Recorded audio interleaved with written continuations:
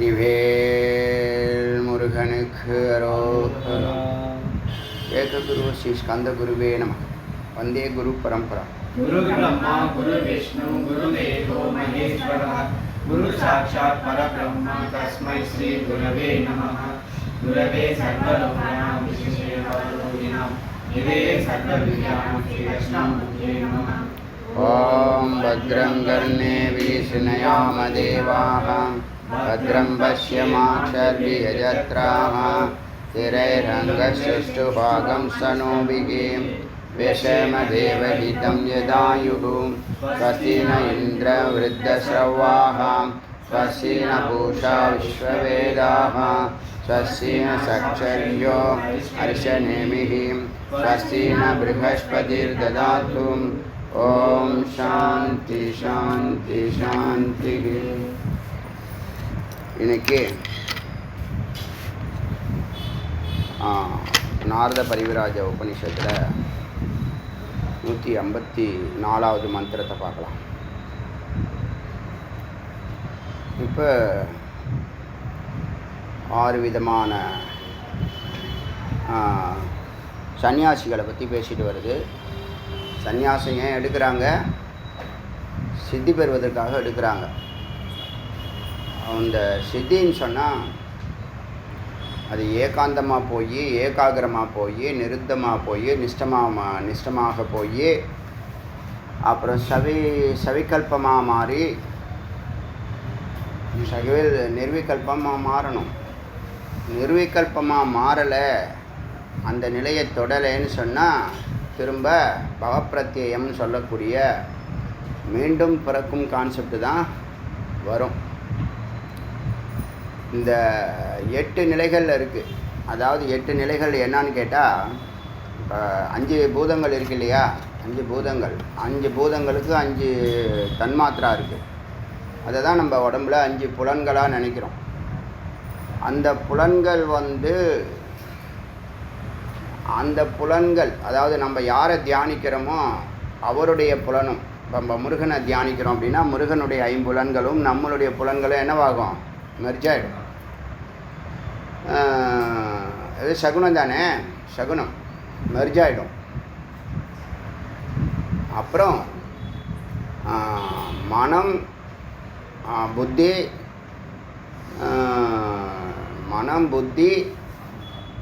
அகங்காரம் அல்லது பிராணன் வச்சுங்க. இது ஒரு 3, 5 3 8. அதில் மனம் புத்தி அவித்யான்னு சொல்கிறாங்க. அகங்காரத்தை விட்டுருங்க, பிராணனையும் விட்டுருங்க. அவித்யான்னு சொல்லக்கூடிய இருட்டு இருக்கு இல்லையா? புத்தியில் முதல்ல சித்து, அப்புறம் அவித்யா, அப்புறம் பிராணன், அப்புறம் புத்தி மனம்னு இருக்குல்ல. அதில் மனம் புத்தி பிராணனையும் அகங்காரத்தையும் விட்டுருங்க. அவித்யா மொத்தம் எத்தனை? 8 ஆச்சா? இந்த 8 சேர்ந்தா பிரகிருத்தின்னு பேர்.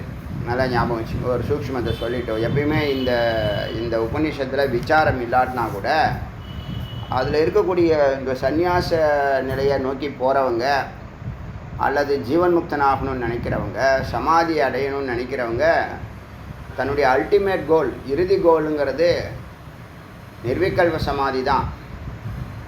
அதை தவிர அவங்க சவிகல்பத்தோடு நின்றுட்டேன், நிருத்தத்தோடு நின்றுட்டேன், நிச்சயோடு நின்றுட்டேன் அப்படிலாம் நிற்காம கடைசி வரைக்கும் போகணும். இந்த பிரகிருதிக்குள்ளே லயமாகக்கூடாது. நம்ம சொன்னோம் இல்லையா? இப்போ 5 புலன்களில் ஒருத்தவன் லயமாகி அங்கே மெர்ஜாகி அதுக்குள்ளே அவன் போயிட்டான்னு வச்சுங்க. அவனுடைய எங்கன்னா 100 1000 10,000 1,00,000 மன்வந்திரம் அவங்க அதுலேயே இருப்பாங்க, அந்த இருட்டிலே இருப்பாங்க. இப்போ நமக்கு மரணம் இல்லை இல்லையா? நல்லா புரிஞ்சுக்குங்க. ஆத்மாவுக்கு மரணம் இல்லை.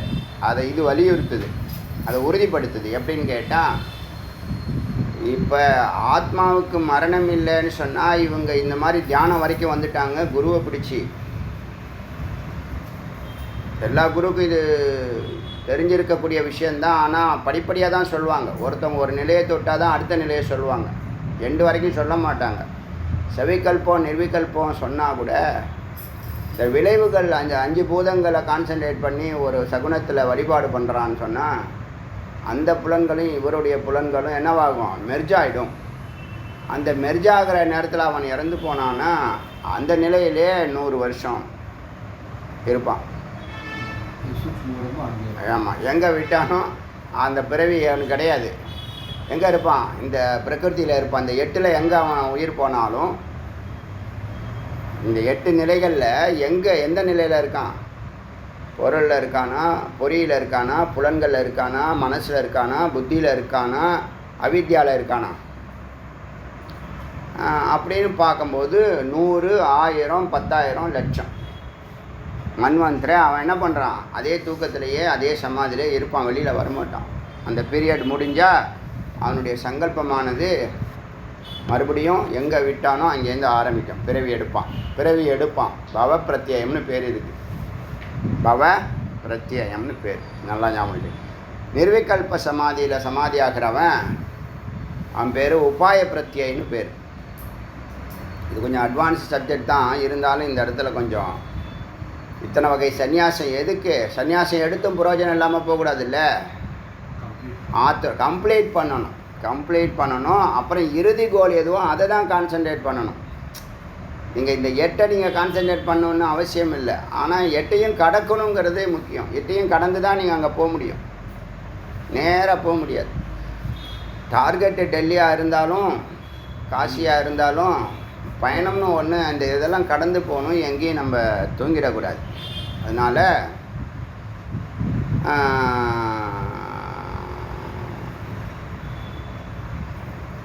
இந்த தியானத்தில் போகிறது, தியானத்தில் இது என்னது தியானம் பண்ணுறாங்களே தியானத்தில், அதில் நாம் என்ன பண்ணுறோம், வேத விசாரத்தில். இது ராஜயோகம். இப்போ நான் சொன்னது ராஜயோகம். வேத விசாரத்தில் என்ன பண்ணுறோம், ஓங்காரம், வேத விசாரம், நிதித்தியாசனம். ஏன்னா அதில் டைரெக்டாக என்ன சொல்லுது, நிர்குணம் நேராக போய்டும், வேதாந்தம் நேராக நிர்குணம் போய்டும். அதில் இடையில அங்கே இங்கெல்லாம் டைவெர்ட்டாக ஆகிறது இல்லை. இது ஒரு அதிசயம்தான். இந்த வேதாந்தங்கிறது, ஞான யோகங்கிறது ஒரு அதிசயம்தான். அதிசயம் ரொம்ப எளிமையானதுன்னு அதுக்கு தான் சொன்னது. வெறும் வார்த்தை, அதுக்குள்ளே ஓங்காரம் இருக்குது. அதுக்குள்ளே போனீங்கன்னா ஓங்காரம் ஆத்மாக்குள்ளே நுழைஞ்சிடும்.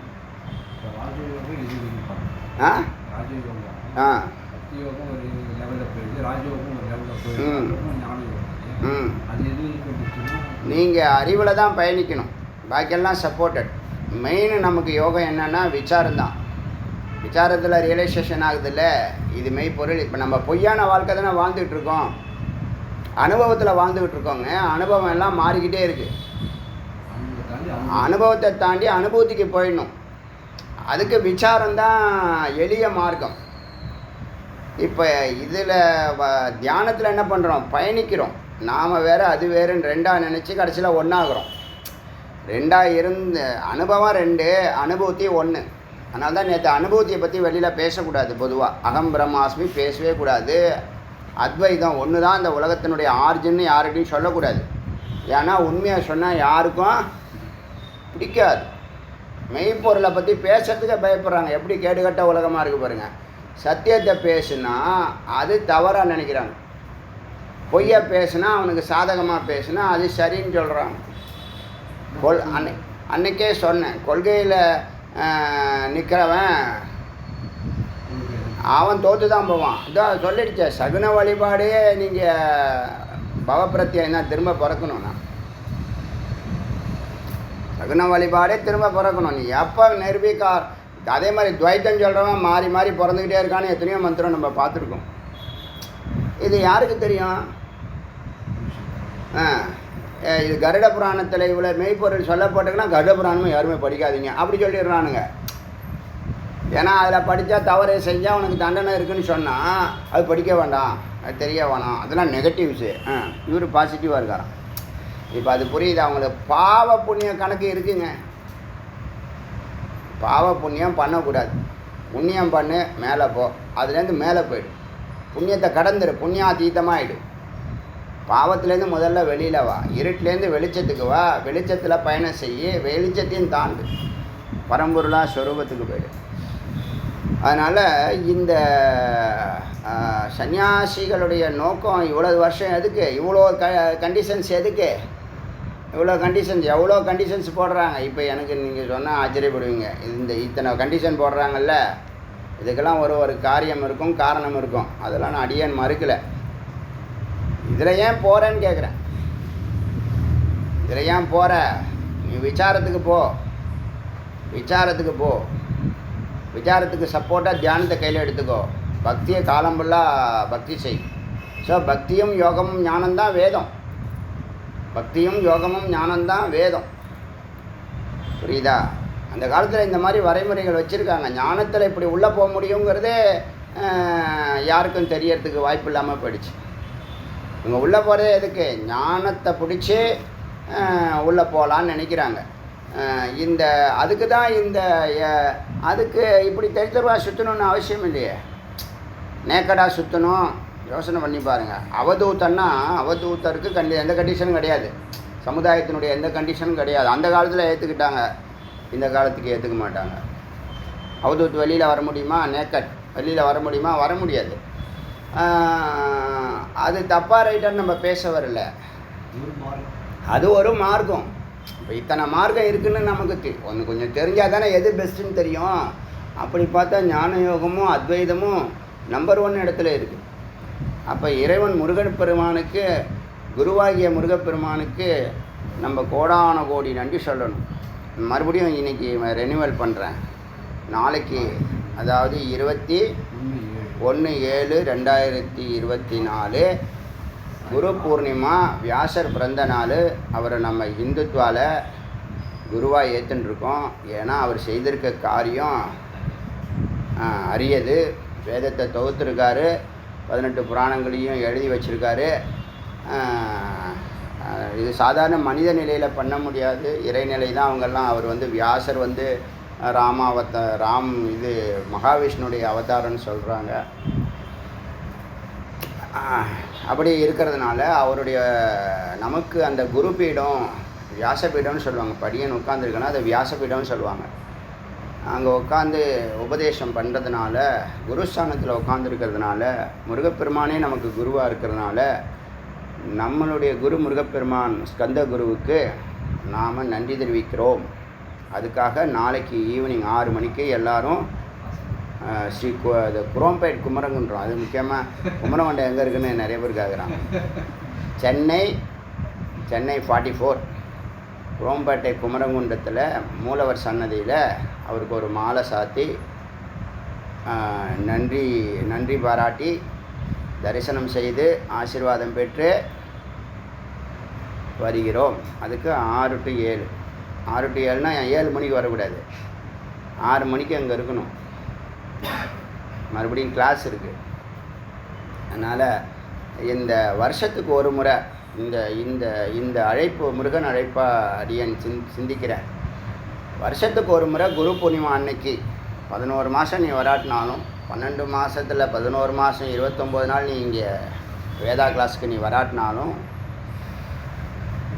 நீ முருகன் சன்னதிக்கு முருகனை தரிசனம் பண்ணிட்டு போகணுங்கிறது அடியனுடைய விருப்பம். அப்படி குரு காணிக்கைன்னு கட்டாயம் இல்லை, குரு காணிக்கை கொடுக்கலன்னு ஒரு ஏக்கம் இருந்தால் அவருக்கு உண்டியலில் ஒரு 1000 ரூபாய் உண்டியலில் போட்டு நீங்கள் போகலாம். எவ்ரி இயர் நீங்கள் போகிறது தான் முக்கியம். நீங்கள் எங்கே இருந்தாலும் சரி, எந்த நாட்டில் இருந்தாலும் சரி. 15 நாடுகள் இப்போ கேட்குறாங்க. இப்போ கொஞ்சம் நாடுகள் அதிகமாக இருக்கும். இப்போ லேட்டஸ்ட் வியூஸ் ஏறி இருக்குது. ஏன்னா இப்போ நம்ம யூடியூப்பில் நம்ம சேனலை நம்ம டைப்பே பண்ண வேண்டாம், சேனலை திறந்தாலே டாப் 10ல் வந்துடுது அது. அதனால் எங்கே உலகம் ஃபுல்லாக எங்கே இருந்தாலும் தமிழ் அறிந்தவர்கள், தமிழ் தெரிந்தவர்கள், தமிழ் புரிந்தவர்கள், வித்து தமிழர்கள் இங்கே ஒரு முறை, வருஷத்துக்கு ஒரு முறை இங்கே முருகப்பெருமானுக்கு நன்றி சொல்லிவிட்டு போனீங்கன்னா நிச்சயமாக உங்களுக்கு முக்தி கிடைக்கும்னு அடியேன் பிரார்த்திக்கிறேன். ஏன்னா அது நன்றி பாராட்டுறதுங்கிறது ஒரு உயர்ந்த நாடி. அது ஓப்பன் ஆனால் எல்லாமே ஓப்பன் ஆகும். அதனால் இதை அழைப்பாக எடுத்துக்கிட்டு நீங்கள் முருகனை சன்னதியில் தரிசனம் பண்ணிட்டு போங்க. அடியனை பார்க்குறீங்க பார்க்கலங்கிறது அதுக்கு அடியன் பீரியாரிட்டி கொடுக்கறதில்ல எப்பயுமே. ஏன்னா எப்படி ஆழ்வார்கள் பாடல் பெற்றால் அது திவ்ய தேசமாக மாறுதோ, நாயன்மார்கள் பாடல் பெற்றால் அது திவ்ய தேசமாக மாறுதோ, அது மாதிரி முருகப்பெருமானுடைய பெருமையை சொல்கிறதுனால அடியேன் சொல்கிறதுனால, அடியார்கள் சொல்கிறதுனால இதுவும் நாளைக்கு ஒரு திவ்ய தேசமாக நிச்சயமாக மாறும். ஞானத்துக்கே ஒரு பிரதான தலைமை பீடமாக இருக்கும். தமிழ்நாடு ஒரு ஞான பூமியாக மாற்றணுங்கிற ஒரு எண்ணம் அடியனுக்கு இருக்குது. இது அடியனுடைய எண்ணம் இல்லை, முருகனுடைய எண்ணமாக நான் நினைக்கிறேன். அதுக்காக தான் இரவு பகலாக இதையே சிந்திச்சிட்ருக்கோம். அது எந்த அளவுக்கு நடக்குதோ அது ஆண்டவன் சித்தம். இறை சங்கல்பம், ஈஸ்வர சங்கல்பம்னு சொல்லுவாங்க. ஈஸ்வர சங்கல்பம் சத்சங்கல்பம்னு சொல்லுவாங்க. சத்சங்கல்பம் நிச்சயமாக நடக்கும். 4 வருஷம் ஒன்றுமே இல்லாமல் அமைதியாக இருந்த, எடுக்கிற இடமே தெரியாமல் இருந்த ஸ்ரீ குமரன் வேதம் இப்போ மாதத்துக்கு 5000 பேர் வியூஸ் பண்ணுறாங்கன்னா ஒரு பெரிய விஷயந்தான். அதனால் இது ஒரு பெரிய விஸ்வரூபம் எடுக்கட்டும். தமிழ்நாடு ஃபுல்லாக ஞானம் பரவட்டும். ஒவ்வொரு வீட்லேயும் உபநிஷத்து இருக்கட்டும். வேதாந்த ஞானம் அத்வைதம் புரியட்டும். அவங்க அந்த சந்ததிகள் வாழ்க்கைக்கு அவங்க கொடுக்கக்கூடிய பெரிய அழியாத சொத்து அது. ஏன்னா பாக்கியெல்லாம் நீங்கள் கொடுக்குற ப்ராப்பர்ட்டிஸ்லாம் புறத்தே போயிடும், எடுத்துகிட்டு போக முடியாது. ஆனால் நீங்கள் கொடுக்குற ஞானம் என்றும் அழியாதது, உயிரோடு உயிராக கலந்து விடுவது. அதனால் அந்த நோக்கத்தோட ஒரு நோபல் ஒர்க்கை இந்த ஸ்ரீ குமரன் வேதம் மூலிமா முருகப்பெருமான் செய்துட்ருக்காரு. அது முருகப்பெருமானுடைய கருணையாக நினைக்கிறேன். அதை நீங்கள் சரியாக பயன்படுத்திக்கணும். நன்றி பாராட்டுறதுக்காக நீங்கள் வந்து போகிறது அடியனுடைய விருப்பம். இந்த வருஷம் இல்லைன்னா கூட அடுத்த வருஷம் வாங்க, அடுத்த வருஷம் வரலன்னா அடுத்த வருஷம் வாங்க, என்றைக்கோ ஒரு நாள் வந்து போங்க. அதான் எவ்வரி இயர் வரீங்கன்னா அது ஆசீர்வாதம். அது நீங்களாச்சு முருகனாச்சு. அடியனுடைய எனக்கு தோன்றதை சொல்கிறேன். சரி, இதுக்கு மேலே இதில் போக வேண்டாம். இப்போ மறுபடியும் நம்ம சப்ஜெக்ட் மந்திரத்துக்கு வந்துடுவோம். அதனால் இத்தனை சந்நியாசம் வச்சுருக்காங்கல்ல, இதில் எனக்கு நான் சொல்லக்கூடாது, ஒரு ஸ்தானத்துலேருந்து சொல்லக்கூடாது. இதில் இத்தனை சந்நியாசத்தில் அடியனுக்கு எந்த சந்நியாசத்துலேயும் உடன்பாடு கிடையாது. அடியன் நீங்கள் இல்லறத்தில் இருங்க, இல்லற கடமைகளை செய்யுங்க, ஏகாந்தமாக அதே மாதிரி 8 மணி நேரம் சத்துவகுணங்கிற அதை மெயின்டைன் பண்ணுங்கள். இறைவனோடு இருக்கணும், இறைவனோட பயணிக்கணும், சத்துவகுணத்தில் வாழணும், பரோபகார்த்தம் செய்யணும்னு பரோபகார்த்தம் கையில் எடுத்தாலே எல்லா சந்நியாசத்துக்கும் அது சமம். அலைய வேண்டாம், ஒரே இடத்துல அன்றாட கடமைகளை செய்துட்டு இந்த குருவோட கட்டாயம் பயணிக்கணும். குரு இல்லாமல் நீங்கள் வாழ்க்கையை வீணடிச்சிட்டு இருக்க வேண்டாம். இதெல்லாம் அனுபூதி வார்த்தை. ஏன்னா அடியனுக்கு முருகப்பெருமான் ஈஸியாக கிடச்சிட்டாரு, உங்களுக்கும் அடியன் ஈஸியாக கிடச்சிட்டேன், செய்திகள்லாம் வருது. கேட்குறவங்கெல்லாம் என்ன சொல்கிறேன், ரொம்ப ஆழமாக இருக்குது, ரொம்ப அட்வான்ஸாக இருக்குன்றாங்க. நான் யதார்த்தமாக தான் பேசிகிட்டு இருக்கேன். நாளுக்கு நாள் அது ஆழமாக போகுதுங்கிறது அடியனுடைய தியானமாக இருக்கலாம், முருகன் ஆசீர்வாதமாக இருக்கலாம். நம்ம செய்து காட்டுறோன்னு சொல்லியிருக்கோம், செஞ்சு காமிச்சிட்ருக்கோம். அதான் விஷயம். லா ஆஃப் அட்ராக்ஷன்னா முருகனுடைய கவனத்தை இந்த வேதத்து மேலே இழுக்கணும்னு நம்ம பெரிய பிரியப்பட்டோம் 5 வருஷத்துக்கு முன்னாடி. அதுக்கு லா ஆஃப் வைப்ரேஷன் தான் ஒவ்வொரு ஆடியோ டெய்லி போடுறோம் தவறாமல். இது ஒரு மெகா சாதனை தான். இது இப்போ புரியாது. நான் பேசுகிறத அடுத்த 1000 வருஷத்துக்கு உள்ள மக்களுக்கு தான் அது புரியும். என்ன, இப்போ புரிஞ்சவங்க புத்திசாலின்னு நம்ம எடுத்துக்கலாம், புரியாதவங்க புரிஞ்சுக்குவாங்க. அது ஒரு பக்கம் இருந்துட்டு போட்டோம். இப்போ law of attraction, law of vibration ரெண்டுமே வேலை செய்தா, இதை தான் செய்து பார்க்குறேன். இது மாதிரி நான் நிறைய செய்து பார்த்துருக்கேன், இப்போ செய்து காட்டுக்கிறேன். அதான் வித்தியாசம். இப்போ நான் 5000 பேர் வீட்டுக்கு போய் ஒவ்வொருத்தவங்களாம் நீங்கள் குமரன் வேதம் கேளுங்க, வேதாந்தம் கேளுங்க, அத்வைதம் கேளுங்க, ஞானத்தை நீங்கள் முக்தி பெறுவீங்க, சித்தி பெறுவீங்கன்னு போய் பேச முடியுமா? இப்போ ஏதாவது எஃபர்ட் எடுத்தேன்னா ஒன்றும் இல்லை. இதே மாதிரி தான் முருகப்பெருமானுக்கு தொண்டு செய்யணும்னு இப்படி உள்ளே போனேன். ஒரு 30 வருஷம் போச்சு. திரும்பி பார்த்தா என்னை சுற்றி 10,000 பேர் இருக்காங்க. போகிறப்ப அந்த 25-30 வருஷமும் 30 நாள் போன மாதிரி போச்சு. அதே மாதிரி தான் இந்த ஞான யோகத்தில் நான் என்னுடைய ட்ராக்கில் போயிட்டே இருக்கேன், நீங்கள் என் பின்னாடி வந்துக்கிட்டே இருங்க. எனக்கு பிரியமானவர்கள், என்னை சரணாகதி அடைந்தவர்களை அடியன் கண்ணை மூடிட்டு பின்னாடி வாங்கன்னு சொல்லுவேன். அப்படி தான் நீங்களும் வந்துக்கிட்டு இருக்கீங்க. பார்த்தீங்கன்னா நான் டே பை டே நம்ம என்ன பண்ணுறோம், அந்த மேலே ஏறிக்கிட்டு இருக்கோம், அந்த சிகரத்தை தொட தான் போகிறோம். அதில் ஒன்றும் சாயுஜ்யங்கிறதும் கைவல்யங்கிறதும் நிச்சயம் உறுதி செய்ய. முருகனுக்கு சிஷ்யனாக இருந்து எவனா சோட போவானா? ஒரு நாளும் சான்ஸ் இல்லை. உண்மையான சிஷ்யனாக இருந்தால், முருகனுக்கிட்ட உண்மையான பக்தியும் டெடிகேஷனும் இருந்துச்சுன்னா நிச்சயமாக முக்தி நிச்சயம். நீங்கள் நான் இகத்தையும் வரணும் பரத்தையும் வரணும்னு சொல்கிறேன், புரியுதா? எத்தனை பிறவி எடுத்தாலும் எனக்கு கவலை இல்லைன்னு எதுக்கு சொல்கிறேன்னு சொன்னால், சுவாமி நம்மக்கிட்ட இருக்காங்க. அதனால் பிறப்பை பற்றி கவலைப்படல. அதனால் இகத்தையும் வெல்லணும், பிறந்தால் இகத்தை வெல்லணும், போகிறப்ப பரத்தை வெல்லணும். அதே மாதிரி அனுபூதிங்கிறது, அத்வைதம்ங்கிறது, அகம் பிரம்மாஸ்மிங்கிறது கடைசி நிலை. அதை அடைஞ்சிட்டிங்கன்னா அதுக்கப்புறம் நீங்கள் இப்போ அனுபூதி அடைஞ்சி தான் 30 வருஷம் சகஜ சமாதியில் 30 வருஷம் 30 நாள் போச்சுன்னு யார் சொல்லுவா? சொல்ல முடியுமா? பொய் சொல்கிறோமா? ரெண்டுமே இல்லையே. எனக்கே இப்போ தானே எல்லாமே புரியுது. வேதாந்தம் கிளாஸ் ஆரம்பித்த பிற்பாடு தான் அடியன் யாருன்னு எனக்கு தெரிய வருது. அது வரைக்கும் எதுக்காக இவ்வளோ கீழே இறங்கி போய் தொண்டு செஞ்சோன்னு இல்லை. காரணம் பக்தி. அந்த பக்தியே இறைவன் தான். என்ன நடந்து என்ன சொடக்கு போட்டாருன்னு தெரில, எல்லாத்தையும் மறந்துட்டேன். உள்ளே நுழையிறப்ப எனக்கு ஞாபகம் இருந்துச்சு. என்னென்னா நம்மளுடைய அந்த ப்ரைடு ப்ரௌடு ஹெட்வைட் எல்லாம் தூக்கி எறிஞ்சிட்டு தொண்டு செய்யணும், அதுதான் நிரந்தரமானதுன்னு சுவாமி உபதேசம் பண்ணாங்க. அதை பிடிச்சேன். இன்றைக்கி வந்து பார்த்தா இன்றைக்கி 10,000 பேர் நமக்கு பின்னாடி இருக்காங்க, நம்மளுக்கு தெரிஞ்சவங்க இருக்காங்க. வேறு எந்த எஃபர்ட்டும் எடுக்கலை. எப்பயுமே நான் பின்னணி பார்த்து எந்த காரியமும் பண்ண மாட்டேன், யார்கிட்டையும் பேசவும் மாட்டேன், அதே மாதிரி யாரையும் கேட்கவும் மாட்டேன், பின்னணிகள்லாம் கேட்கவே மாட்டேன். அவன்கிட்ட பக்தி இருக்கான்னு பார்ப்பேன், அவ்வளோதான். நிறையா சொல்லியிருக்கேன். அதனால் நீங்கள் இல்லறத்தில் இருக்கிறவங்களை தூக்கி ஒண்ணுங்கிறது, ஏன்னா ஆமாம் அடிமுட்டாள் தலையத்துலேயும் அடிமுட்டாளாக வாழ்ந்துட்டுருக்கான் சம்சாரி. சுய அறிவும் இல்லை, சொல்லிக் கொடுக்குற அறிவும் தப்பான அறிவு. அவனுக்கு யார் சொல்லித்தராங்களோ அவனும் தப்பான அறிவு தான் சொல்லித்தரான், அவனோட தான் லிங்க் வச்சுருக்கான். அதனால் குரு விடுவிக்க வந்தவர், இதுக்கு மேலே வார்த்தை இல்லை, வேதம் சொல்கிறது அடியேன்னு சொல்கிறேன். குரு விடுவிக்க வந்தவர், அவரை கெட்டிமாக பிடிச்சிங்க, சுவாமியை பிடிச்சிடலாம். முதல்ல சுவாமிகிட்ட பிரார்த்தனை பண்ணுங்க, அவரே குருவாக வருவார்.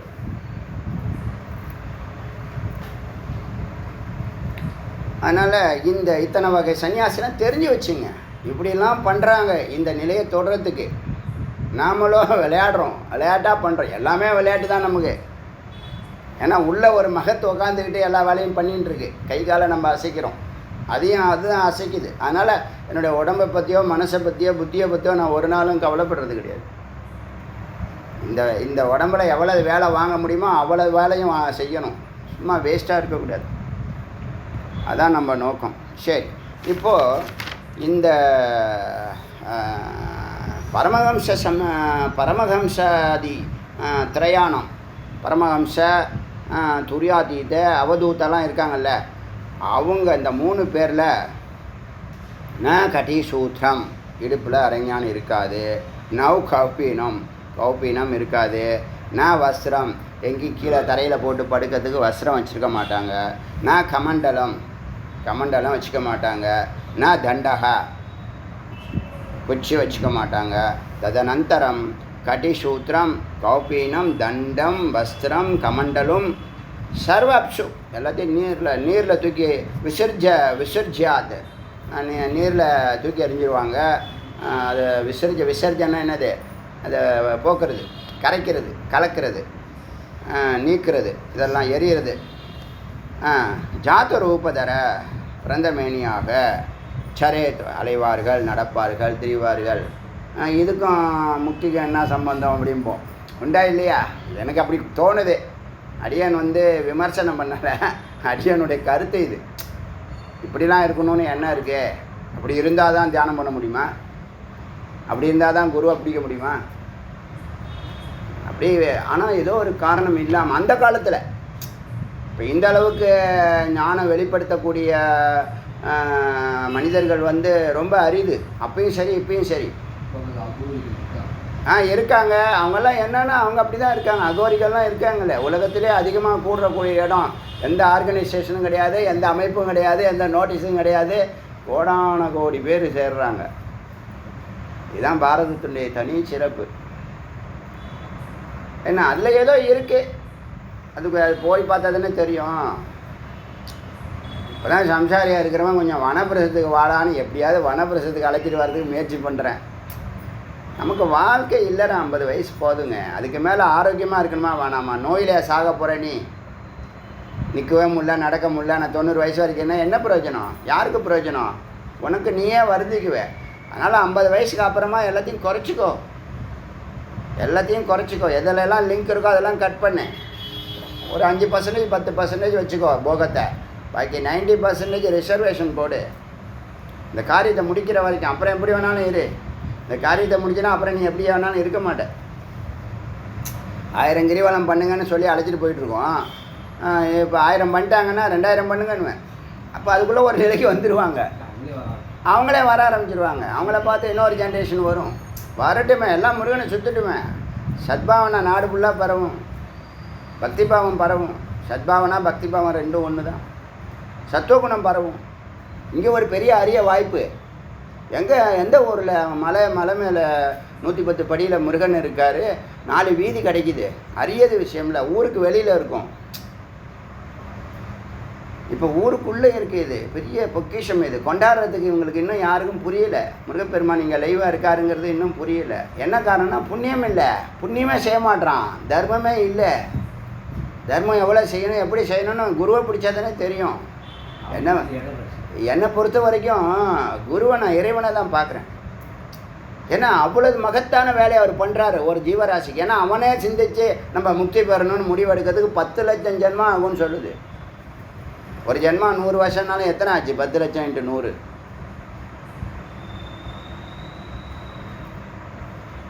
போச்சு, எங்கேயோ போச்சு. அதனால் குரு ரொம்ப அதிசயம், அவசியம். இப்போ கிடைப்பாங்களா? இப்போ எங்கெங்கேருந்து வராங்க, என்ன இங்கே ஏன் வராங்க? எங்கெங்கேருந்து என்னை பார்க்கறதுக்கு வரணுங்கிறாங்களே. இப்போ இனி கூட ஒருத்தர் பெண் பண்ணியிருக்காரு ஐயப்பனுங்க, இங்கெங்கேருந்தோ வரேன்றாங்க. ரொம்ப ஆழமாக இருக்குது, பார்க்கணும், ஏதோ சொல்லியிருக்காங்க. 8:30 மணிக்கு பேசலாம். அது என்ன காரணம்? குரு கிடையாது, ரொம்ப ரேர். இந்த சப்ஜெக்ட் பேசுகிறதுக்கே தமிழ்நாட்டிலே ஆள் இல்லை. மேக்ஸிமம் ஒரு 10 பேர் 100 பேருக்கு தெரிஞ்சிருக்கலாம், யாரும் பேசுகிறதில்ல. 10 பேர் தான் பேசுகிறாங்க. 10 பேரில் டாப்பில் இருக்கும், நம்ம டாப் 5ல் இருக்கும். இன்னும் உபநிஷத்து எல்லாத்தையும் தமிழ் பண்ணிட்டோம்னா டாப்புக்கு வந்துடுவோம், நம்பர் 1க்கு வந்துடுவோம். இதெல்லாம் எல்லோரும் குமரகுண்டம் வரட்டும், எல்லோரும் ஒரு ஆர்கனைஸ் பண்ணி ஒரு ஃபார்ம் பண்ணுவோம். சரி, இப்போ ஜாத ரூபதரக கந்தாவேஷ் ந கந்தாவேஷ், எந்த ஆடையும் கிடையாது. ந அத்தியேத்தவிய ந தியாத்தவிய, தியானம் கிடையாது. ந வக்தவிய, பேச்சு கிடையாது. ஸ்ரோத்தவிய, கேட்கறதுக்கு ஒன்றும் இல்லை. அந்நிய கிஞ்சித்து பிரணவதானிய, ஒன்றே ஒன்று அவர் யூஸ் பண்ணிக்கலாம், பிரணவம் ஜபிக்கலாம். ஓங்காரத்தை பார்த்தீங்களா? ஓங்காரம் எங்கேயுமே வேதம் விடுறதில்லை. நீங்கள் உங்களுக்கு கூட சொல்கிறேங்க, நல்ல அனுபூதி பண்ணி சொல்கிறேன். ஓங்காரம் ஒரு வரம். அதை பிடிச்சிட்டு எளிமையாக உள்ளே போயிடலாம். நீங்கள் எங்கெல்லாம் தடை இருக்கோ அந்த தடையெல்லாம் அது ட்ரில் மிஷின் மாதிரி உடஞ்சிக்கிட்டு போகுது, ஊடுருவி போகுது. பெனட்ரேட்னு ஒரு வார்த்தை இருக்குது, பெனட்ரேஷன். ஊடுருவி போகுது. அது அற்புதமானது. அது எல்லாமே அதுக்குள்ளே அடக்கணும். அப்புறம் என்ன?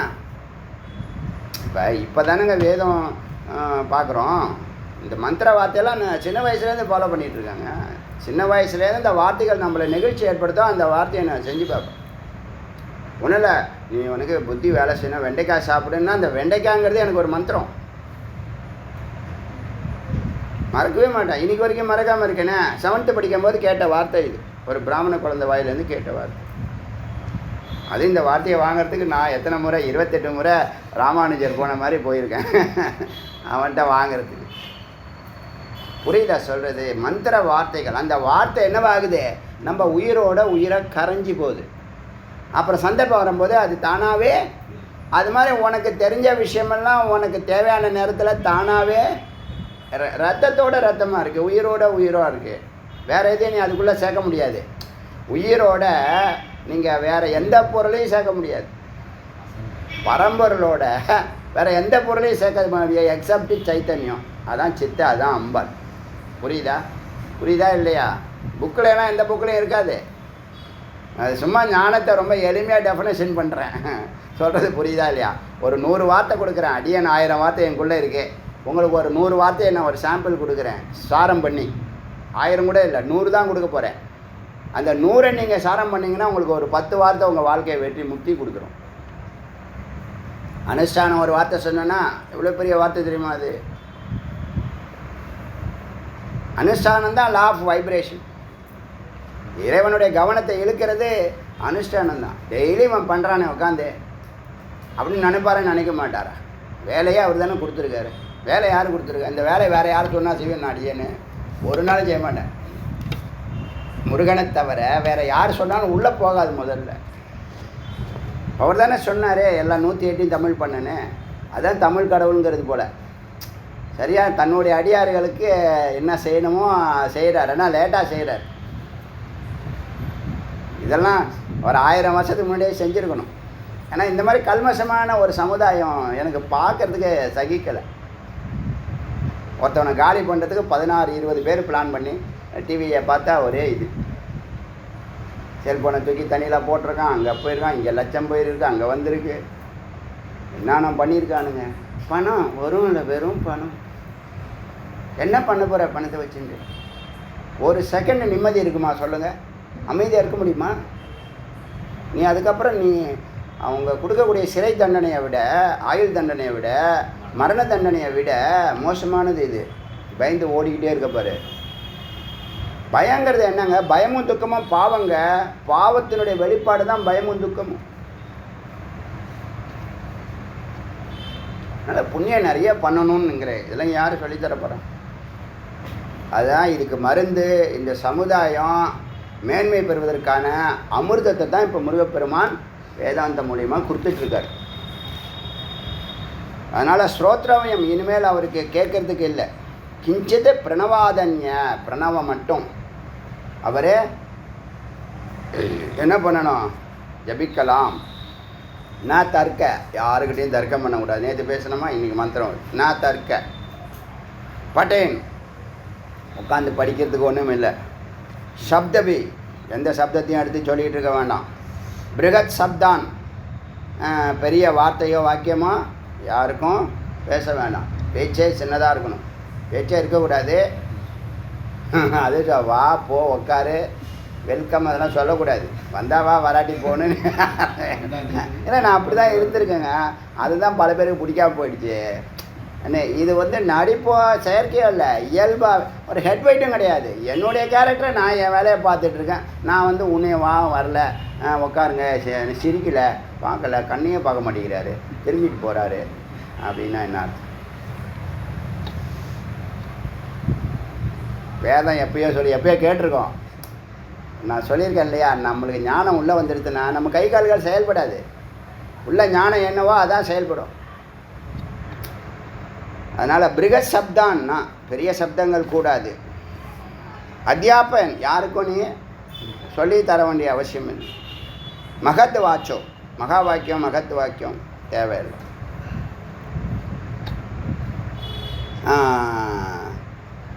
விக்லாபனம், எந்த விசாரம் எதுவும் அவசியம் இல்லை. பான்யாதி, மதிக்கத்தக்க போற்றத்தக்க சம்பாஷணம். ஆஹா உயர்வாக பேசினார் இந்த சாது, அப்படிலாம் ஒன்றும் தேவையில்லை. நான் அந்யஸ்மாது, வேறு எதுவும் இல்லை. இப்படிப்பட்ட எதுவும் இல்லை. நான் விசேஷம், விசேஷமான எதுவும் இல்லை. அப்புறம் சூத்ர, ஸ்திரீ, பதிதோ, இவங்க கூட எல்லாம் அதிகமாக பேச்சு கூடாது. தீயவர்கள், கெட்டவர்கள், சூத்ராஸ், இவங்கக்கிட்டையெல்லாம் அதிகமாக லிங்க் வச்சுக்காது. உதக்கியாம்ச பாஷணம், அதான் பெரிய பாஷணத்தை, மேற்கண்ட எந்த பாஷணத்தையும் பேசக்கூடாது. எந்த பேச்சும் இருக்கக்கூடாது. நான் எத்தோ தேவ பூஜை பண்ண வேண்டாம். நான் உற்சவ தர்ஷன், உற்சவம் பார்க்க போகிறேன்னு சொல்ல வேண்டாம். இதிலெல்லாம் நேரம் இப்போ செலவு பண்ணுறாங்களா இல்லையா? இப்போ பக்தி யோகத்தில் என்ன செய்கிறாங்க? வருஷம் வருஷம் கோவில் திருவிழாவுக்கு போகணுன்றாங்க. போகலாம், போயிட்டே இருக்க. எதுக்கு போகிற? தரிசனம் பண்ணுறது எவ்வளோ நேரம்? அரை மணி நேரம். அது என்னது? பாவம்னு பேர். பக்தி பாவம், பாவிக்கிறது. அப்புறம் தியானிக்கிறது எவ்வளோ நேரம்?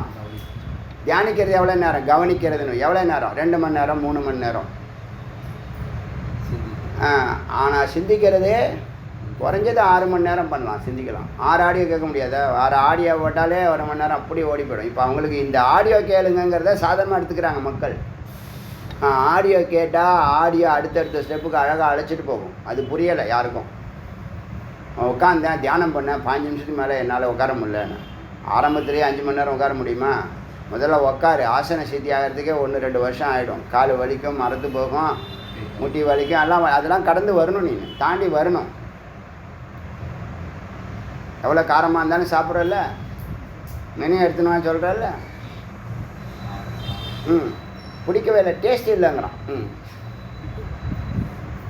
நான் உற்சவ தர்சனம் இதெல்லாம் யாருக்கு? இதெல்லாம் அப்போ இவர் என்ன இருப்பாங்கன்னா, இவங்க அந்த நிலைக்கு போயிட்டாங்க. போனால் தான் இது மாதிரி இருக்க முடியும்.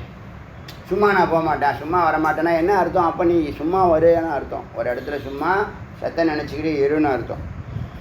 நான் தீர்த்த யாத்திரா கிடையாது. விருத்திகி அந்த மாதிரி எண்ணங்கள்லாம் கூடாது. பூர்ண யதி விசேஷ புன யதி விசேஷ மீண்டும் விசேஷமான சில விதிகளை சொல்லுது. என்ன சொல்லுதுன்னா, குடிச்சக ஏக்கத்திர பிக்ஷா ஏற்கனவே பார்த்துருக்கோம். இது குடிச்சகம் ஒரே இடத்துல தான், அவரே சமைச்சு சாப்பிடுவார். அவருக்கு காய்கறி மளிகை சாமான்லாம் சிஷியர்கள் கொடுப்பாங்க, ஃபீஸுக்கு பதிலாக அது கொடுப்பாங்க, இல்லை ஊர் மக்கள் கொடுப்பாங்க. அவங்க தெரிஞ்சிடும், வெளிப்பட்டுருவாங்க. இவங்கெல்லாம் அந்த நிலைக்கு போயிட்டாங்கன்னா சுவாமி எல்லாம் பண்ணி விட்ருவார். இங்கே ஒரு யதி இருக்கார், இங்கே ஒரு குரு இருக்காங்க அப்படிங்கிறத எடுத்து சொல்லிவிடுவாங்க. சுவாமி காமிச்சு கொடுத்துருவார். சுவாமி இப்போ திரைக்கதை வசனம் எழுதுறதெல்லாம் நான் ரசிச்சிருக்கேன். ஏன்னா நிகழ்ச்சி அவர் நடத்துகிறதெல்லாம் ரொம்ப அற்புதமாக இருக்கும். நீங்கள் பல நிகழ்ச்சிகளை கோர்த்து பார்க்குற உங்களுக்கு அந்த இது இல்லை, சந்தர்ப்பம் இல்லை. அடியனுக்கு இருக்குது. எப்படின்னா, இப்போ இந்த 10 உற்சவம் இருக்குதுன்னு வச்சுங்களேன். இப்போ கிரிவலத்துக்கு வர குரூப்பு, வேல்பூஜைக்கு வர குரூப்பு, பௌர்ணமி கிரிவலத்துக்கு வர குரூப்பு, கிருத்திகைக்கு வர குரூப்பு, எல்லாரையும் மொத்தமாக பார்ப்பேன் அடியன். நீங்கள் ஒன்று தான் பார்ப்பீங்க. எல்லாருடைய மென்டாலிட்டி பார்ப்பேன், அவங்களுடைய செயல்பாடுகள் பார்ப்பேன், எல்லாம் சேர்ந்து செயல்படுறதையும் பார்ப்பேன், தனித்தனியாக செயல்படுறதையும் பார்ப்பேன். கந்தசஷ்டர் எல்லாரும் ஒன்றா சேருவாங்க. பிரம்மோற்சவத்தில் எல்லோரும் ஒன்றா சேருவாங்க. அவங்கள எப்படி சாமி உள்ளே கொண்டு வராரு, யாருக்கு என்ன வேலை கொடுக்குறாரு, எப்படி ஆசீர்வதிக்கிறாரு, எல்லாத்தையும் அடியன் பார்த்து ரசிச்சிருக்கேன். எல்லாத்தையும் எல்லாத்தையும் பார்க்கணும். யார் யார் வந்திருக்காங்க. இப்போ இங்கே வேல்பூஜையில் இருக்கிற எல்லாருமே ஒரு பாயிண்டில் டச் ஆனவங்க தான் முருகனோட. என்ன சொல்கிறது, இன்றைக்கி ஒருத்தர் சொன்னார், எங்கேயோ எப்படி மன உளைச்சலில் இருந்தேன், ஒரே ஒரு நாள் தான் வந்து உட்காந்தேன், 10 நிமிஷம் உட்காந்தேன், என் லைஃபே மாற்றிட்டார் முருகன் அப்படின்னு சொல்லுவார். போலீஸ்கார் அது மாதிரி எத்தனையோ விஷயங்கள். சரி, இப்போது குடிச்சக ஏக்கத்திர பிக்ஷா, ஒரே இடத்துல பிக்ஷா. அவங்க ஒரு குடிசையில் இருக்காங்க, அவங்க மென்டாலிட்டி அப்படி இருக்குது.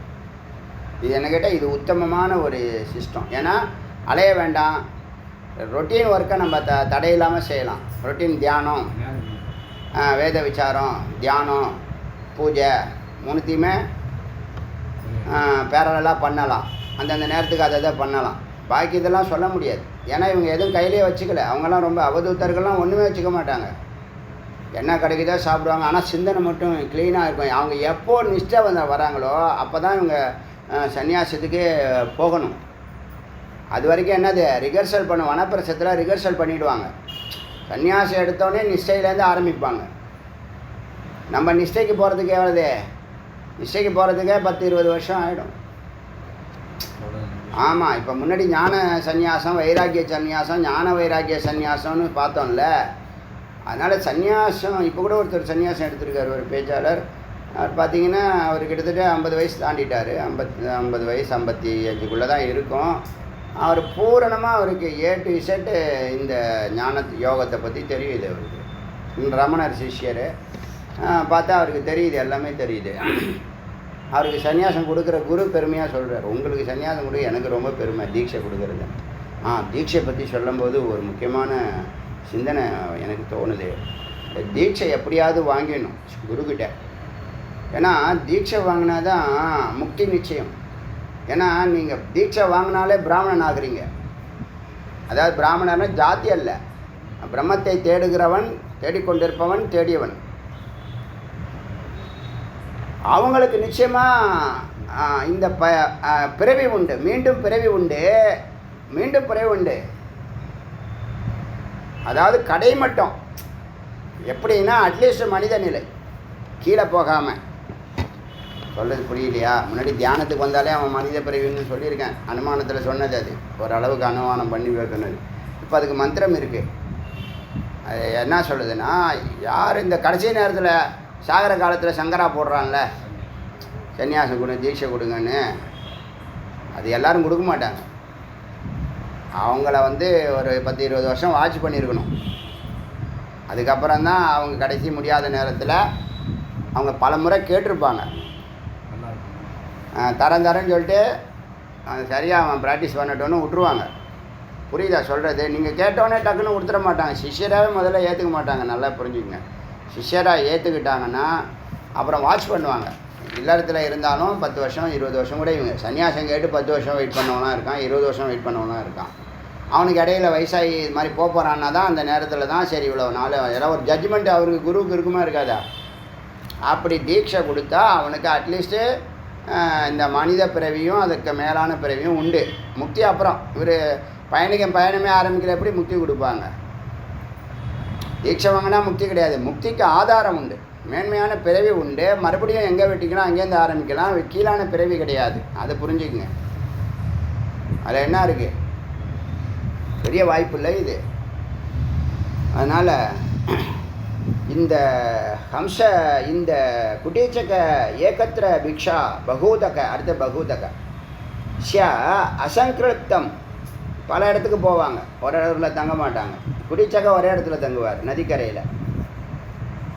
இவங்க பல இடத்துக்கு போவாங்க. மதுக்கரம், தேனி போல் பல மலர்களில் தேன் எடுப்பாங்க. அடுத்தது ஹம்ச சந்நியாசம். அவங்க என்னது அஷ்டகிருக, 8 வீடு எங்கேயாவது இருப்பாங்க. ஒரு 8 வீட்டில் போய் ஒரு வீட்டில் கிடச்சுன்னா திரும்பிடுவாங்க. 8 வீட்லையும் வாங்கிட்டு தான் வருவாங்க கிடையாது. ஒரு வீட்டில் கிடைக்கலையா அடுத்த வீடு தான் 8 வீடு. அன்றைக்கி கிடைக்கலன்னா 8 வீட்லையும் கிடைக்கலன்னா அவருக்கு சாப்பாடு கிடையாது. அஷ்டகிருக, கிருகேஷ் அஷ்டகவலம். கவலம் ஒரு அளவுக்கு கையில் என்ன வருதோ அந்தளவுக்கு தான் சாப்பிடுவாங்க. பரமஹம்சஸ்ய பஞ்சகிருகேஷு. பரமஹம்ச இவர் ஹம்சோட பரமஹம்சம் மேலே அவர் 5 வீடு தான், அதுக்கு மேலே அவரே போகக்கூடாது. கரப்பாத்திரம் கையில் தான் சாப்பாடுவாங்க. ஏன்னா நேராக சேமித்து வைக்காதுன்னு அர்த்தம் அதுக்கு. நீ கொண்டு போய் நைட்டுக்கு, நாளைக்கு காலையில், நாளைக்கு மத்தியானம், ஒரு வாரத்துக்கு உள்ள சாப்பாடு ஃப்ரிட்ஜை வாங்கி வச்சுக்கிட்டு மங்களம் பாடக்கூடாதுங்கிறதுக்காக கரப்பாத்திரம். அப்புறம் பலாகாரம், பழங்கள் மட்டும்தான் சாப்பிட்றோம் மோஸ்ட்லி. கோமுக்கம், பசுவை போல். இவங்களுக்கு உதாரணம் பசு. அவர் தேனி, இவர் பசு. துரியாதீத அவதூத ஷிய அஜகர விருத்தி. துரியாதீதத்தில் இருக்கிறவன் எங்கேயும் போய் கேட்க மாட்டான். வந்தால் சாப்பிடுவான்னா பட்னி. ஆனால் அவனுக்கு படி அளந்துருவார் சுவாமி. அதெல்லாம் அதிசயமாக நடக்கும், மிராக்கலாக நடக்கும். சன்னியாசி வாழ்க்கையெல்லாம் டெய்லி மிராக்கிள் தான்.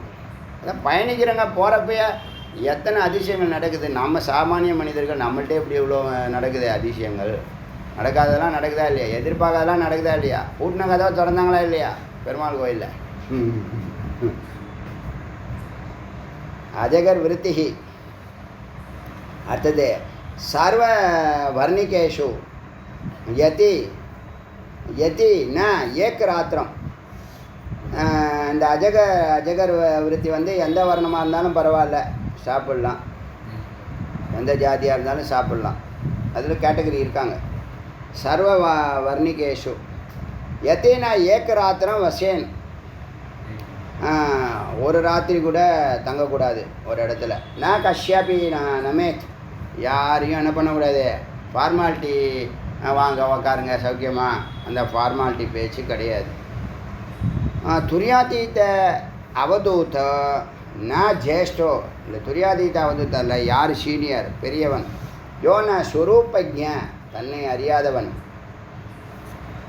ச ஜேஷ்டோ அப்பி வயசானவனாக இருக்கான், தன்னை அறியலை. அப்போ அவன் ஜேஷ்டாக இருந்தாலும் கனிஷ்ட தான். ஜேஷ்ட கனிஷ்ட. ஜேஷ்ட புத்திரன்னா முதல் சீனியர், கனிஷ்டனா ஜூனியர். புரியுதா? அவங்க தன்னை அறியலை. அவங்கள வந்து பெரியவங்களாக இருந்தாலும் வயசானவங்களாக இருந்தாலும் நான் வயசானவன், அது நம்ம இதில் அட்வான்டேஜ் எடுத்துக்குவாங்க. நான் வயசானவன் வயசானவன்பான் எல்லா இடத்துலையும். எதுக்கு அது மாதிரி சொல்கிறாங்க? தனக்கு சாதகமாக சில காரியங்கள்லாம் நடத்திக்கலாம் அப்படின்னு. கனிஷ்டோ ஹஸ்தாபியாம் அதே தான்.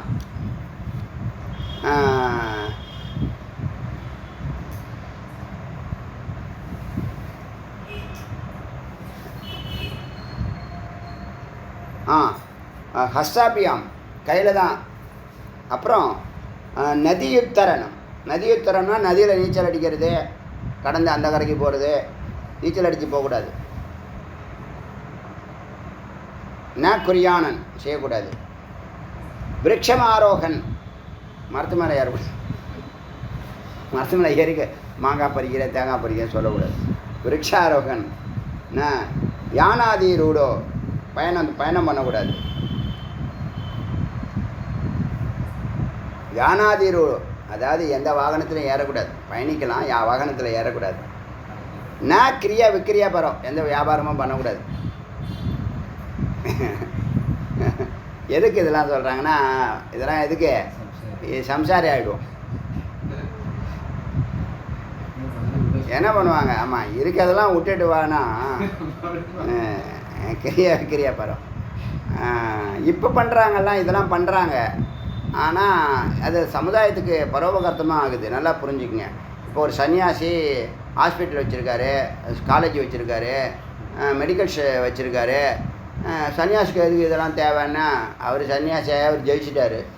நீ ஜெயிச்சியா? நான் ஜெயிச்சேன்னா சரி. அவர் ஜெயிச்சார், என்ன பண்ணுவார்? இன்னைக்கு காலையில் 50 இட்லி, மத்தியானம் 40 சாப்பாடு, நைட்டு வந்து 35 பரோட்டாவை சாப்பிட போகிறாரு. ஏங்க, அவர் வாழ்க்கையே அவர் யதார்த்தமாக போக போகிறாரு. அவர் எல்லாம் வைத்தறிச்சல் உங்களுக்கு தெரியுமில்ல? சன்னியாசெல்லாம் இப்படி தான் இருக்கணும். சன்னியாசி ஆகிற வரைக்கும், சன்னியாசி முக்தி பெற வரைக்கும், முக்தாத்மானா தான் இவங்கெல்லாம் மக்கள் போவாங்க, பணம் கொடுப்பாங்க. சும்மா கொடுத்துருவாங்களே?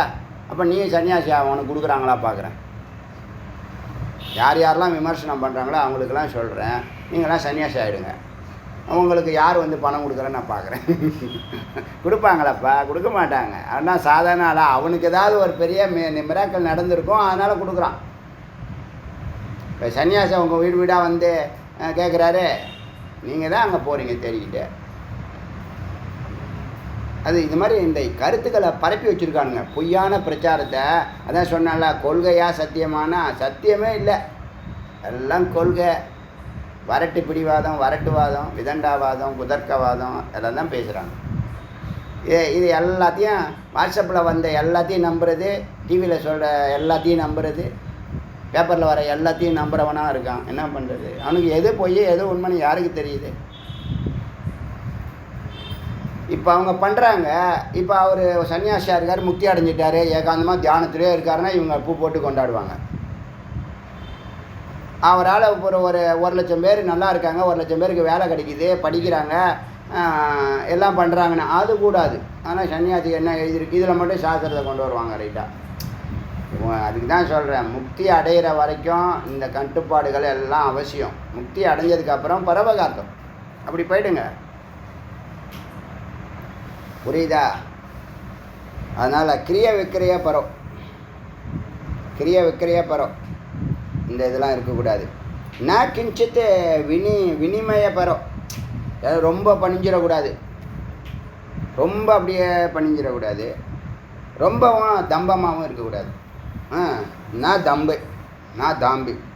தாம்பிகம், அனுர்த்தவாதி, நிறையா பொய்யை போட்டு விடுறது, அதெல்லாம் கூடாது. பொய் சொல்லக்கூடாது. நான் எத்தேகே கிஞ்சித்து கர்த்தவியம் அஸ்தி, எனக்கு இந்த கடமைகள்லாம் இருக்குது, நான் செய்யணும் அப்படிலாம் சொல்லக்கூடாது. கர்த்தவியம் அஸ்தி, கடமை இருக்குதுன்னு சொல்லக்கூடாது. இருந்தால் என்ன ஆகும்னு கேட்டால் சாங்கியர்ம்னா டிப்ரெஷன் ஏற்பட்டுரும். உனக்கு உன்னுடைய மைண்டு கீழே இறங்கணும், சகசிராரத்துலேருந்து கீழே இறங்கிடுங்கிறான். சாங்கிய அது ஒரு துக்கம், அந்த துக்க தோஷம் ஏற்படும். தஸ்மான் அதனால் மனோதோ சந்நியாசினாம் அதிகாரக. அதனால் மனநமே எப்போதும் நீ மனனத்தில் இருக்கணும். உங்கள் குரு என்ன சொல்லி கொடுத்தாங்க அதை சிந்திச்சு அதை மனனம் பண்ணு. நிதித்தியாசனம் பண்ணிக்கோ. நிதித்தியாசனம் என்னது? உயிரோடு அதை கரைக்கிறது. அதுதான் சுருக்கமான அர்த்தம். அது யாரும் இதை கரெக்டாக எக்ஸ்பிளைன் பண்ண மாட்டாங்க. நிதித்தியாசனம்னா தியானம்னு சொல்லுவாங்க. நிதித்தியாசனம்னா உங்கள் குருவிட்டேருந்து வாங்கிய மந்திர வார்த்தைகளுடைய உட்பொருளை அதனுடைய சூட்சுமத்தை உங்கள் உயிரோட உயிராக கரைக்கிறது, பிரிக்க முடியாத அளவுக்கு கரைக்கிறது. புரியுதா? சித்தா ஆணுச்சுன்னா, ஓங்காரம் ஆணுச்சுன்னா அது உங்களுக்குள்ளே போகும், இல்லைன்னா அது போகாது. ஏன்னா இந்த அறிவை ஒண்டி தான் ஏற்றுக்குது. சத்தானது சித்த ஒண்டி தான் ஏற்றுக்குது. பாக்கி ஆத்மா அசங்ககன வெளியில் நில்லுன்னு சொல்லிடுது. அது புரிஞ்சுக்குங்க. கலோக்கியல் பாஷையில் பேசுகிறமே தவிர விஷயங்கள் ரொம்ப ஆழமானது. உங்களுக்கு புரியாதுனாலும் நான் திரும்ப புரிய வைப்பேன், ஒன்றும் பிரச்சனை இல்லை. ஸோ மனநாதோ சன்னியாசினாம் அதிகாரக. சன்னியாசினாலே மனனம் பண்ணணும். ஏன்னா உபதேசம்லாம் ஏற்கனவே உனக்கு பண்ணியாச்சு. உபதேசம் எத்தனை வார்த்தை போடலாம்? டெய்லி 1 மணி நேரம் கிளாஸ் எடுத்தால் போச்சு. பாக்கி 23 மணி நேரம் என்ன பண்ண போகிறேன்? ஆசிரமத்தில் இருக்க போகிறேன். ஹாப்பியான வாழ்க்கை. ஆனால் இருக்க மாட்டோம், இருக்க முடியாது. இந்த உலகத்தை பார்க்கணும், அங்கே போகணும், இங்கே வரணும். அடுத்தது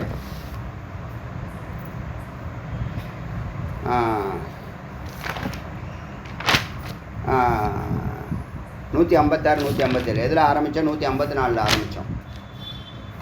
156 157 ஆத்துர குட்டிச்சக்கோ. சரி, இவங்களுக்கெல்லாம் பலன் இருக்குது. இது முக்கியம்.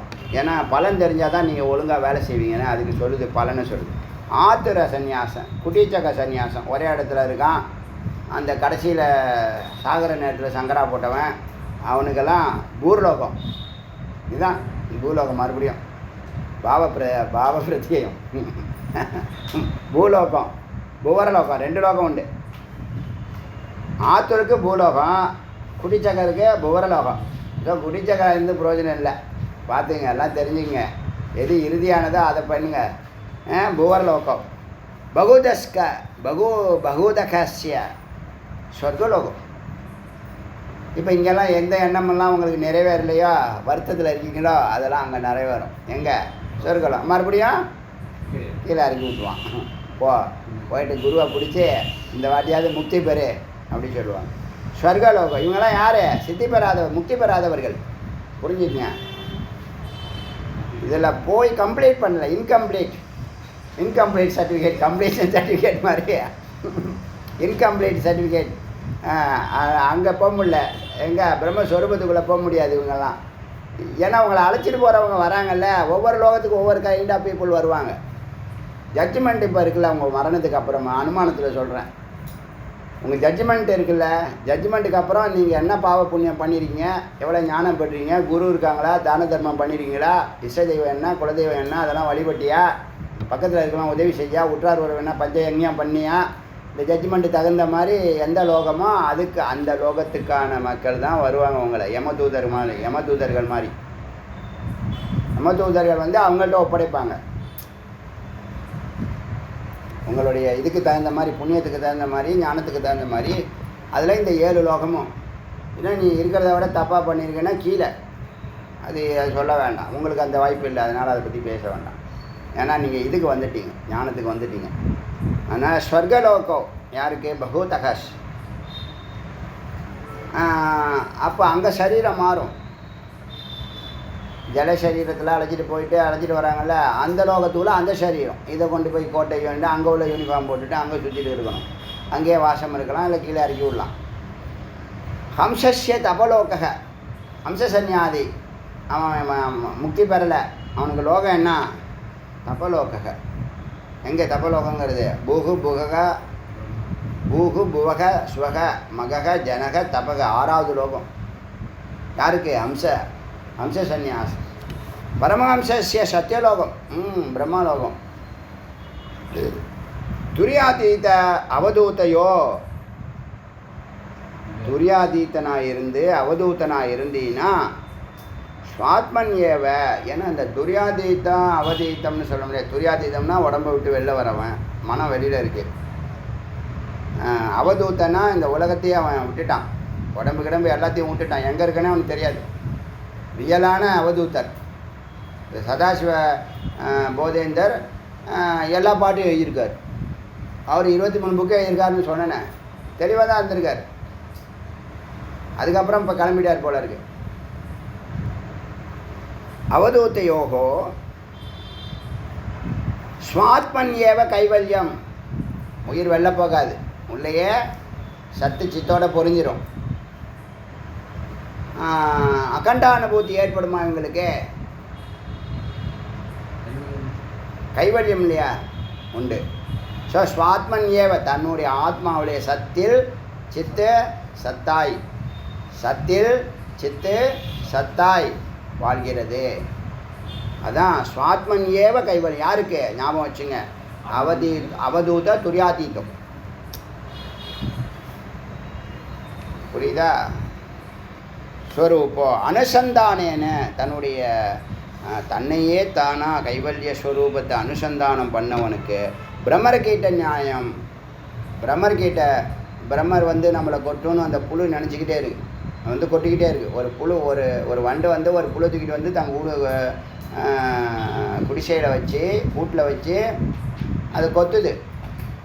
கொத்தினோடனே வலிக்கு தாங்க முடியல. அந்த வழியில் வண்டியே நினச்சிக்கிட்டு இருக்கு. வண்டு வெளில போயிருக்கு வந்து கொட்டும், வண்டு வெளில போயிருக்கு வந்து கொட்டோன்னு வண்டியே நினச்சி வண்டாயிடுது அப்படின்னு ஒரு பருவம் இருக்குது. அந்த காலத்துல கதை இருக்குது. யார் பார்த்தாலும் நீங்கள் தான் ஆராய்ச்சி பண்ணிக்கணும். ஒரு அதுக்கு வந்து பிரம்மர்கீட்ட நியாயம்னு பேர். யார் எதை நினைக்கிறாங்களோ அதுவாகிறாங்க, அந்த நியாயம்தான் இது. What you think you become. அப்புறத்தை அடுத்தது எம் வாபி ஸ்மரன் பாவம் தியஜ அந்தே கலேவரம். யார் யார் எதரை நினைப்பார், இது தாங்க பகவத்கீதையில் பெருமாள் சொல்கிறாரு. இது தான் காப்பி பண்ணி சொல்கிறார். என்ன சொல்கிறார் புரிஞ்சுங்க. எம் வாபி ஸ்மரன் பாவம் தியஜேத் அந்தே கலேவரம். இந்த உடம்பை விடும்போது யார் எதை நினைக்கிறீங்களோ அதுவாகிறீர்கள். புரியுதா? ஆமாம் ஆமாம் ஆமாம். யாரை நினைக்கிறீங்களோ ஸ்மரணம் பண்ணுறது முக்கியம். சிந்திக்கிறது இங்கே திடீர்னு சிந்திக்க முடியாது. இன்றைக்கி ஏதோ ஒரு மெசேஜ் போட்டிருந்தாங்க. ஒருத்தர் வந்து மரணத்தின் காலத்தை பகவத்கீதைக்கு புக்கு கொடுங்க, நான் படிச்சுட்டு. ஆமாம், அவர் இதுக்கு சூக்கில் போடுறதுக்கு முன்னாடி அவர் அடுத்தாப்பில் நான் இன்னொரு ஜென்மம் இருந்தால் எனக்கு இந்துவாக நான் பிறக்க விரும்புகிறேன்னு சொல்லிட்டு உயிரை விட்டார்னு ஒரு வாட்ஸ்அப்பில் ஒரு மெசேஜ் வந்திருக்கு. அது எந்த அளவுக்கு இருக்கலாம், உண்மையாக இருக்கலாம். அதனால் பேர் ஊரெலாம் சொல்ல மாட்டோம்.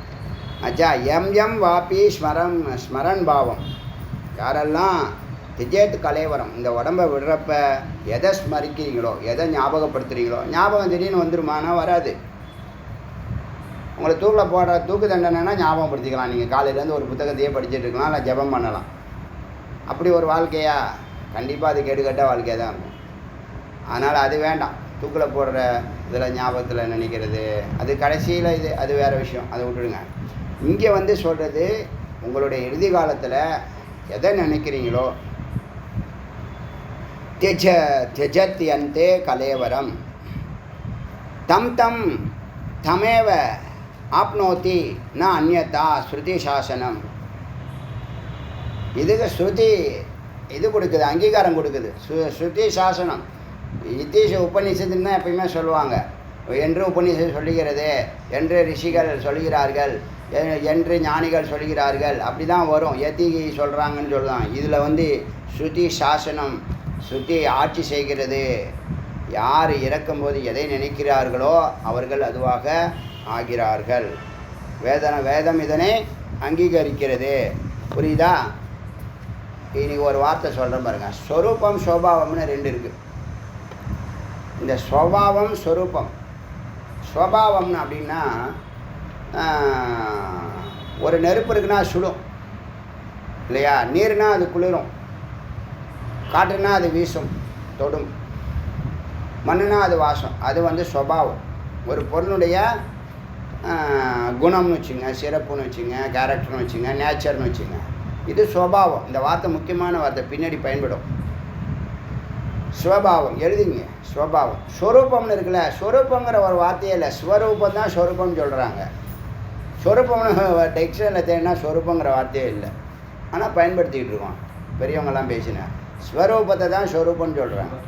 ஸ்வரூபம்னா என்னன்னா, இந்த அக்னி உருவானத்துக்கு மூலக்கூறாக இருக்குல்ல, அது ஸ்வரூபம். அது இல்லைன்னா இது இல்லை. அது புரியுதா? இப்போ நான் சட்டை போட்டிருக்கேன், சட்டைக்கு சட்டை வெள்ளையாக இருக்குது, வெள்ளை சட்டை, வெள்ளை அது சுபாவம். அப்புறம் கலர் போட்டால் கலர், அது சுபாவம். அது உடம்பை பாதுகாத்துட்ருக்கு, அது சுபாவம். இதெல்லாம் சுபாவம்.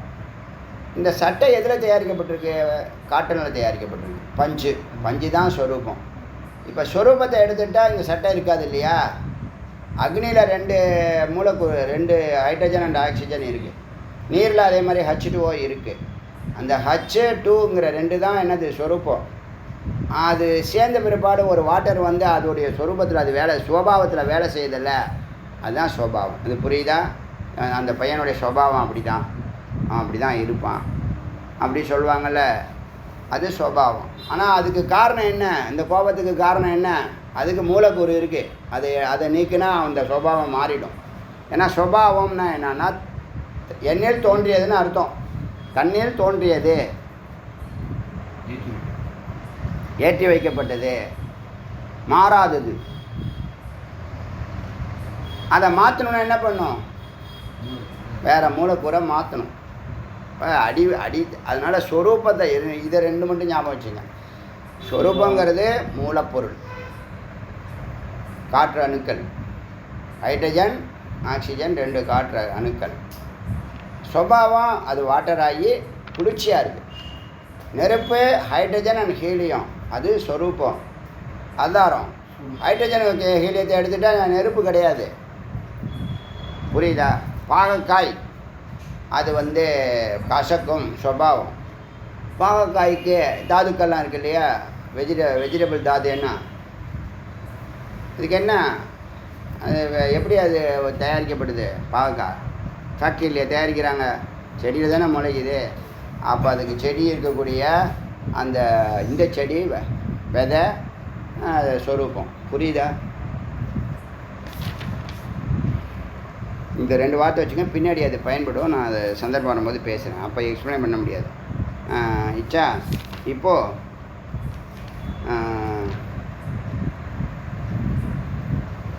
இது வரைக்கும் இருக்கட்டும். கரெக்டாக 155 வரைக்கும் பார்த்துருவோம். எத்தனை மந்திரம்? 2 மந்திரம் பார்த்துருவோமா? பெரிய மந்திரம் 54, 50, 154, 155. சரிச்சா? பார்க்கலாம். அருணாச்சல சிவ, அருணாச்சல சிவ, அருணாச்சல சிவ, அருணாச்சல, அருணாச்சல சிவ, அருணாச்சல சிவ, அருணாச்சல சிவ, அருணாச்சல, அருணாச்சல சிவ, அருணாச்சல சிவ, அருணாச்சல சிவ, அருணாச்சல. திவேல் முருகனுக்கு